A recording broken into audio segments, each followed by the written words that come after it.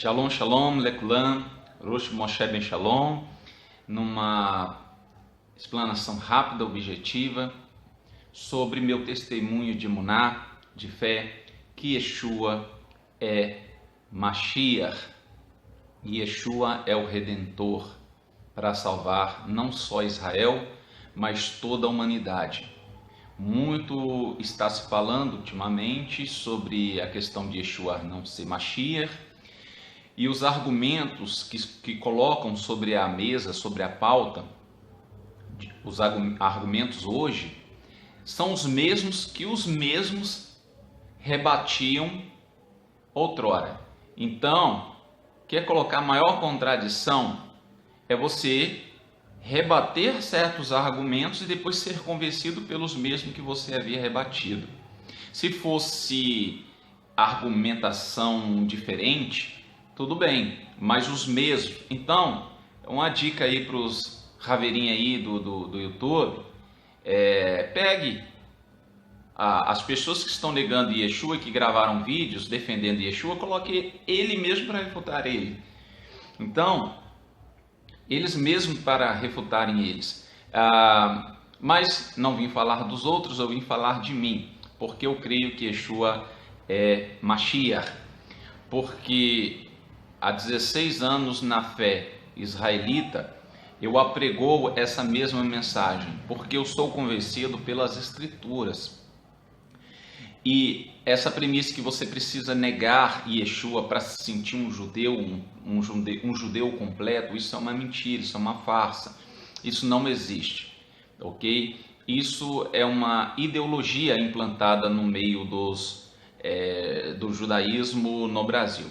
Lembrando que quase você não encontra judeu de fato ortodoxo no Brasil. São pouquíssimos, porque a maioria são ex-cristãos que se convertem a, entre aspas, o ortodoxismo, mas nem sequer são reconhecidos, são inseridos dentro das congregações israelitas, judaico-israelitas no Brasil. Por quê? Porque um judeu ortodoxo, ele vive a vida dele, ele é feliz daquela forma, ele já nasceu nessa concepção. Agora, ex-messiânicos que se convertem ao ortodoxismo, eles se tornam um anti-Mashiach, eles se tornam um anti-Yeshua. Passa a ser missão da vida dele agora falar contra Yeshua, e vai fazer centenas de vídeos, vai escrever livros contra Yeshua. O judeu ortodoxo, de fato, não se preocupa se você crê em Yeshua, se você não crê. Eles vivem a vida deles e são felizes assim. Então, saiba distinguir anti-Yeshua de judaísmo ortodoxo, ok? A premissa lançada por uma seita aí messiânica, que agora já não é mais, criam doutrinas, inventam doutrina, começam a estudar alguns livros judaicos, não compreendem de fato a mensagem e fazem doutrinas em cima daquelas doutrinas judaicas. Por exemplo, a tese do Yeshua ben Yosef e Yeshua ben David, essa ex-seita messiânica, o que eles fizeram? Eles criaram uma doutrina nova em cima dessa doutrina. Na verdade, não existe Mashiach ben Yosef e Mashiach ben David. Isso é um pensamento rabínico anterior a Yeshua, um pensamento em cima de uma dificuldade de compreender como que outrora pode ser simples, humilde, pobre, e ser o Mashiach, e em outras partes das escrituras ele aparece absoluto, reinando, como um governador, um grande imperador, conforme se encontra também no livro de Daniel. Lançaram essa ideia do Ben Yosef, um Mashiach, porque ambos ali, tanto o pobre, humilde e o sofredor, quanto o soberano, são apresentados no Tanar como Mashiach. Logo, veio uma percepção para a época de que poderia ser dois. E criaram essa ideia que acabou se tornando uma verdade absoluta. Mas você olha para Israel hoje, não tem como eles esperarem hoje para hoje vir dois Não há tempo para isso, porque o Eterno tem toda uma cronologia para agir nas Escrituras. Ok? Então, se nós merecermos, ele virá nas nuvens. Se não merecermos, ele virá num jumentinho filho de jumenta. Então, criaram a ideia querendo colocar Yeshua em um desses dois postos. Na verdade, eu vou provar para vocês que tanto o Ben Yosef, entre aspas, eu não acredito nisso, quanto o Ben David, se cumpre numa pessoa só, num Mashiach só, ok? Então, eles criaram uma teologia em cima disso, tão esquisita, que não ficou nem bom para o ortodoxismo e nem bom para os nazarenos, os messiânicos. E quando chegaram e viram e perceberam a loucura que eles estavam fazendo, chutaram o pau da barraca. Na verdade, já vinha negando Mashiach há mais de um ano. Quando invalidou o Mikvé, quando invalidou a ressurreição, quando disse que não ia falar mais o nome de Yeshua, para não ser confundido com o JC. E hoje estão falando que é a mesma coisa.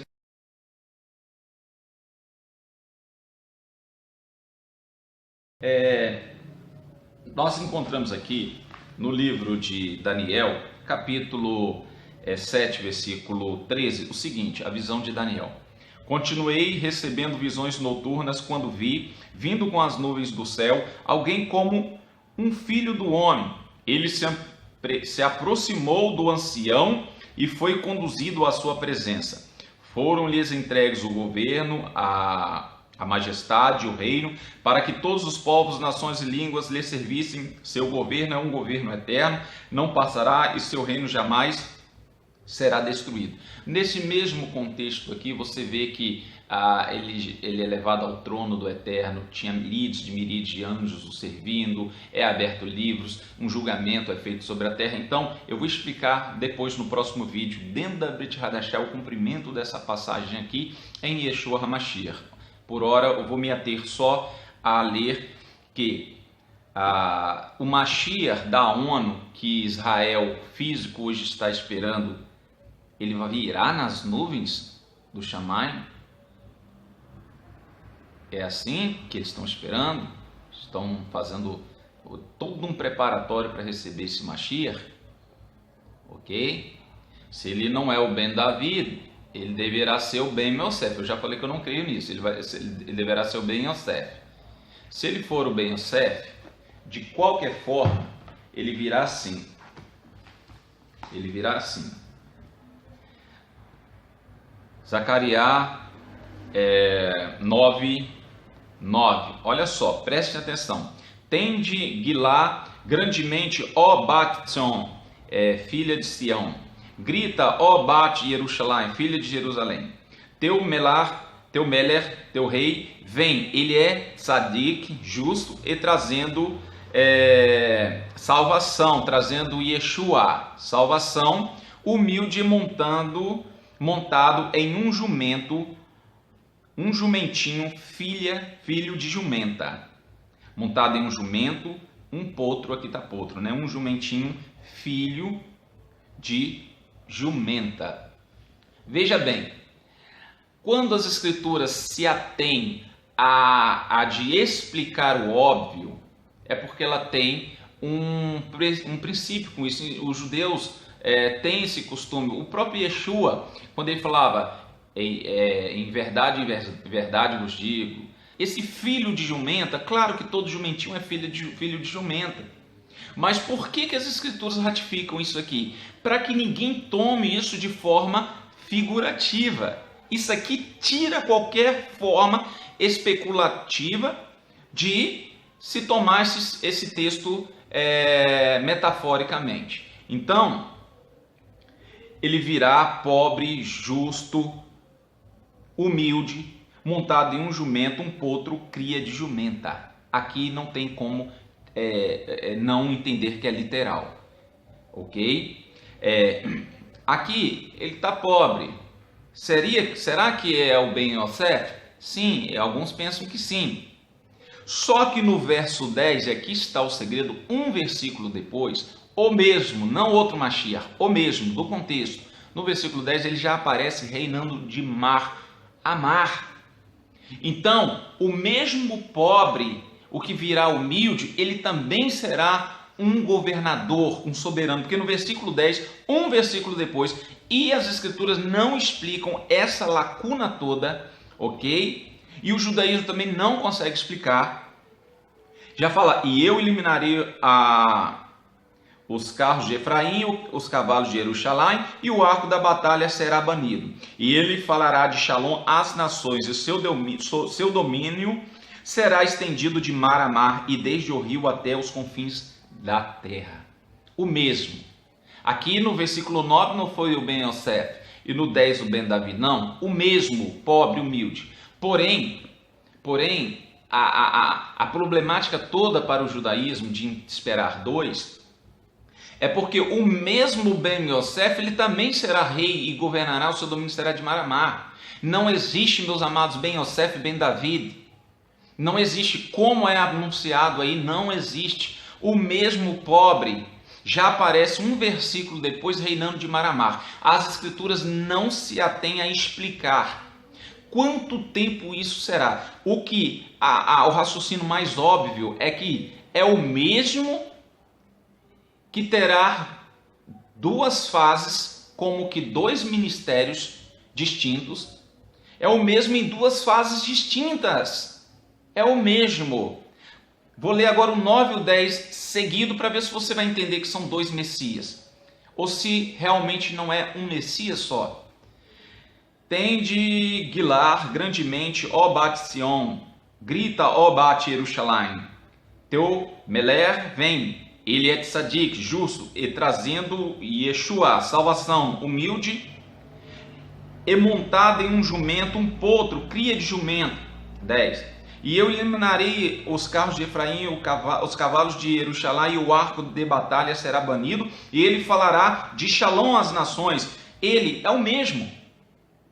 E o seu domínio será estendido de mar a mar, e desde o rio até os confins da terra. Ok? Como eu li em Daniel, você vê, olha aqui, olha o contraste. Continuei recebendo visões noturnas quando vi, vindo como as nuvens do céu, alguém como um filho do homem. Ele se aproximou ao ancião de dias e foi conduzido à sua presença. Foi-lhes entregues governos, glórias e reino, para que todos os povos, nações e línguas lhe servissem. Seu governo é governo eterno, não passará, o seu reino jamais será destruído. Ok? Então, como que ele virá montado num jumento, e esse mesmo, segundo Zacarias 9:9 e 9:10, ele também reinará de mar a mar. E como o judaísmo explica que outro virá como a nuvem do céu e também todos os povos e nações ligam. Não existe, é um só. Porque Zacarias 9:9 e 9:10 prova que é o mesmo. O mesmo pobre, humilde, montado no jumentinho, e Yeshua cumpriu essa passagem quando ele entra em Jerusalém recebido com palmas, com folhagens, montar no jumento era tido a montaria de reis na antiguidade, ok? Agora, como que Israel espera que em pleno século em que vivemos, o Mashiach entrará montado numa jumentinha, filho de jumento, um jumentinho, filho de jumenta, em Jerusalém. E nós sabemos que o Mashiach, na sua segunda vinda, isto está no Taná, ele se manifestará quando Israel estiver sendo atacado por todas as nações. Eu não estou nem usando Guiliana, isto está nos profetas. E um quarto da nação estiver perecendo, o que acontecerá? Eles clamarão pelo seu Mashiach, e eles olharão para ele, este mesmo que eles transpassaram, e chorarão amargamente, e um espírito de purificação será dado em Israel, ok?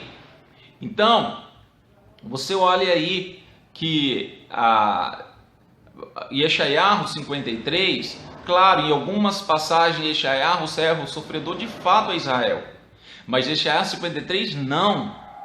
Não, isso já foi falado, rebatido, mostrado dentro dos originais. Porque nas Parashot, por exemplo, aqui a Torá Teino, na Torá Teino, eu vou ler aqui para vocês. Ó, tabela das Parashot e Haftarot.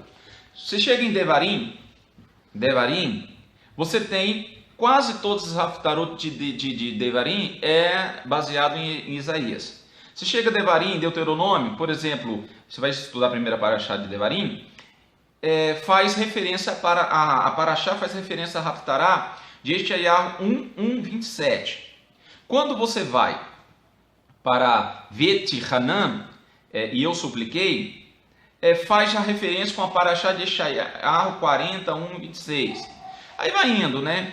Kev já vai para Isaías 49, aí vai progredindo, né? Até o 51. A Parashá 53 foi retirada das Haftarot, porque há um desconforto em todo corpo de Israel quando se estuda isso nas sinagogas. O judeu lá em Israel, quando ele é doutrinado mesmo na religião judaica, ele só estuda as Haftarot que estão incluídas nas Parashot. Um judeu, em tese, quase nunca estuda Isaías 53. Isso foi feito um teste na Israel, uma entrevista, provando que eles desconhecem essa passagem, porque é tendencioso o negócio, ok? Quando você vai até Isaías 51, versículo 3, você já vai ter na Parashá Arei, observe, que é Deuteronômio 11:26 ao 16:17, você já vai ter um pulo de Isaías 51:3 para o 54:11, saltando o 53, que fala do servo sofredor, ok? Fala, Isaías se colocando como judeu, fala assim, e ele no singular, foi transgredido pela nossa, ele se colocando como Yehud, pela nossa transgressão. Ele foi moído pela nossa transgressão.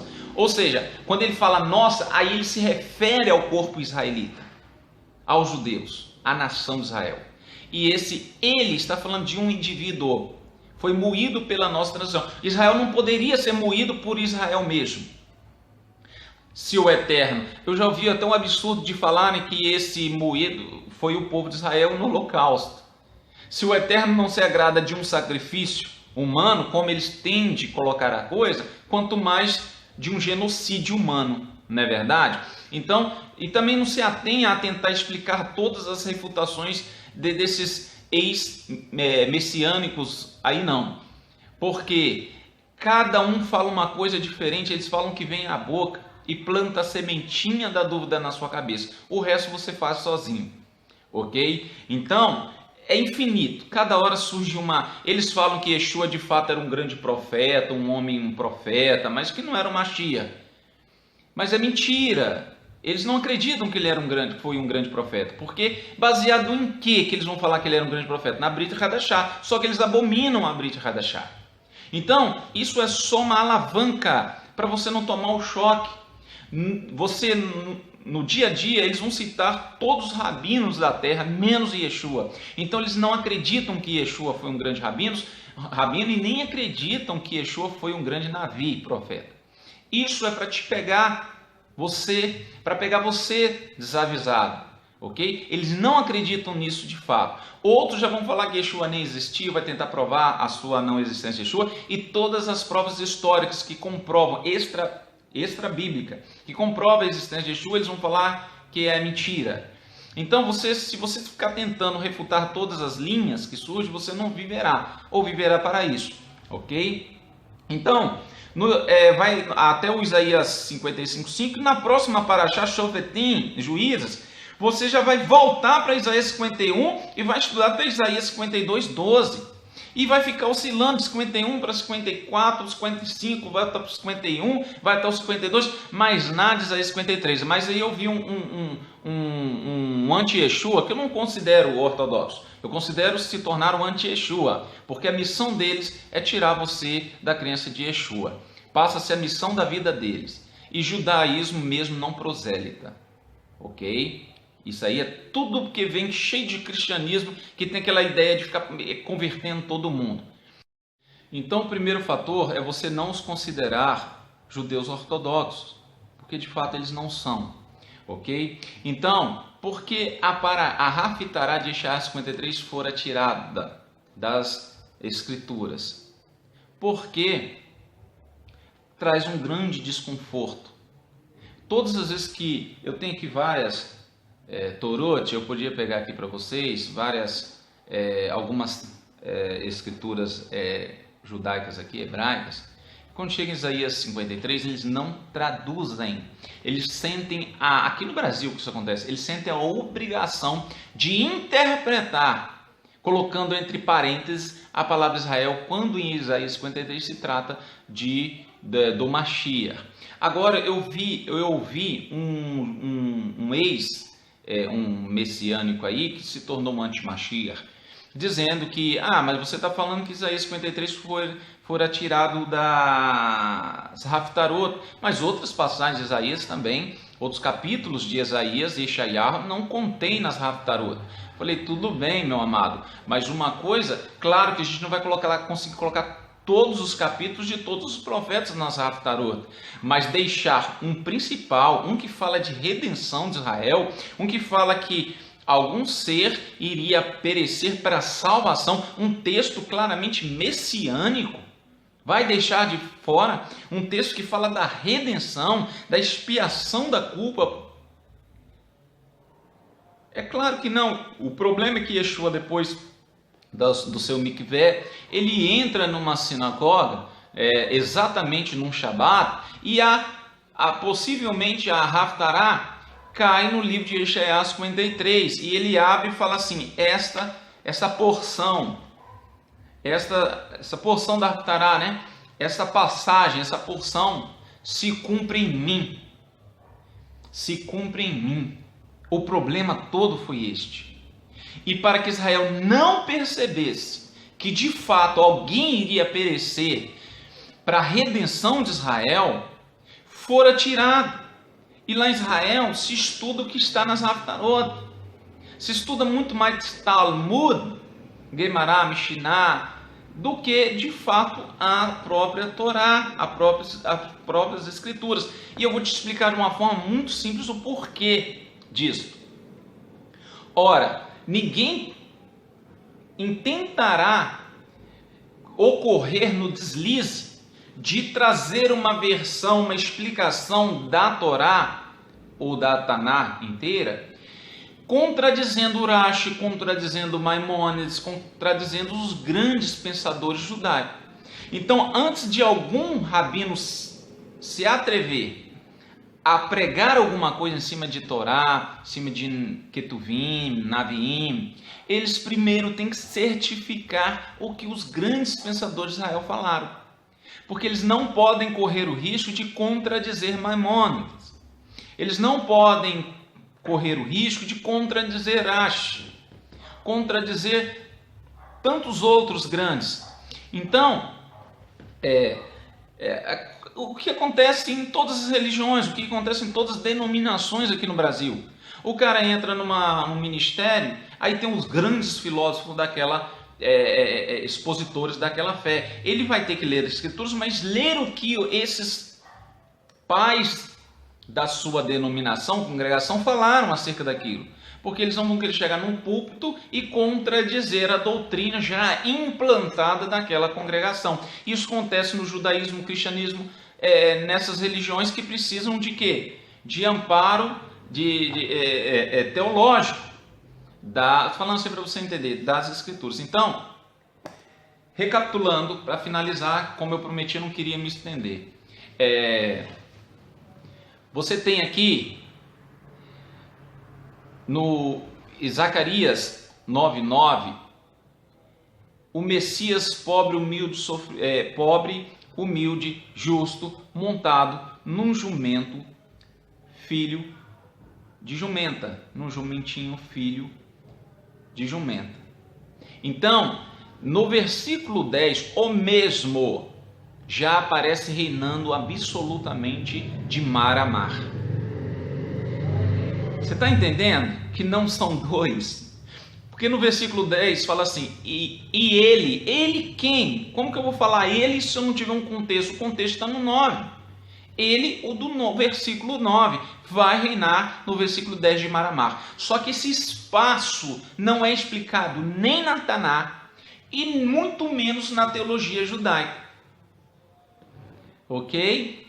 Em Daniel já aparece o Mashiach, e aí tem um contraditório, tem duas vertentes muito interessantes sobre isso aí.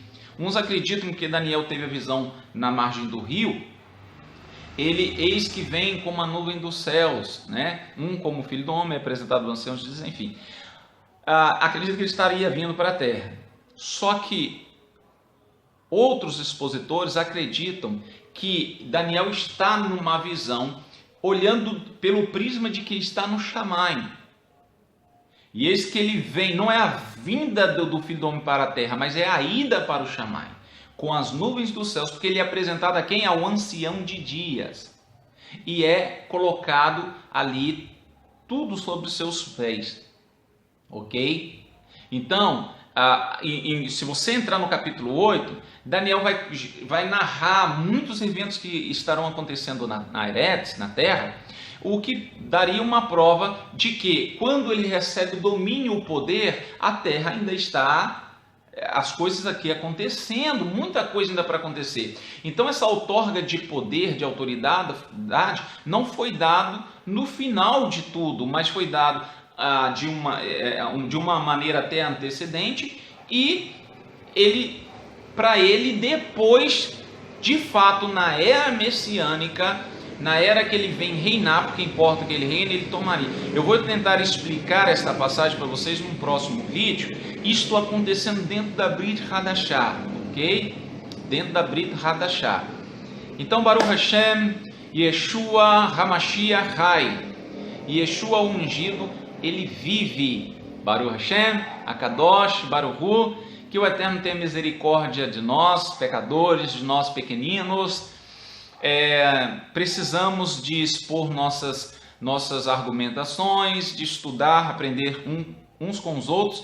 É hora, meus amados, de nós, messiânicos, nazarenos ou israelitas, que creem em Yeshua, nos unirmos, em fim desta visão, em fim de defender, mostrar que também nós temos cérebros, nós sabemos pensar, nós temos conhecimento de escritura, de hebraico, de buscarmos as fontes originais, de analisarmos todas as vertentes, todas as linhas de pensamento, de mostrarmos, independente de nossas diferenças em outros aspectos, no próprio ser de Yeshua, na questão de muitas questões aí, mas neste ponto precisamos de ganhar força, de mostrar para as pessoas que Yeshua,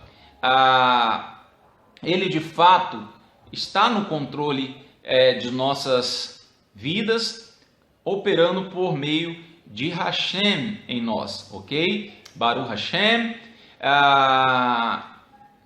Shalom para todos nós, filhos de Abraão, mesmo um Shalom mesmo para os ortodoxos, que já nasceram nesta crença. E detalhe, o único povo que terá o privilégio entre aspas, de aceitar Yeshua na sua vinda, será o povo de Israel.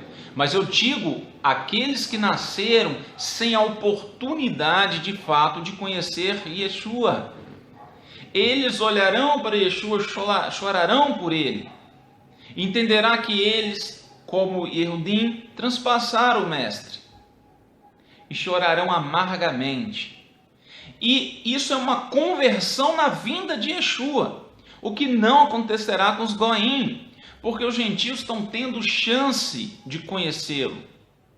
Porque muitos dos nossos irmãos em Israel cumprem a Torá de fato, são zelosos com a lei do Eterno. É como que diz Shaul Hashali, eles têm zelo de Hashem, mas não com entendimento, mas eles têm muito zelo. O que falta a eles é Yeshua. Agora, quanto aos Goim, que andam na transgressão da Torá, não querem nada de Torá, não querem nada de Shabat, não querem nada com nada, Esses olharão para ele vindo e dirão: cai sobre nós montes de outeiros, escondei-nos da face daquele que vem.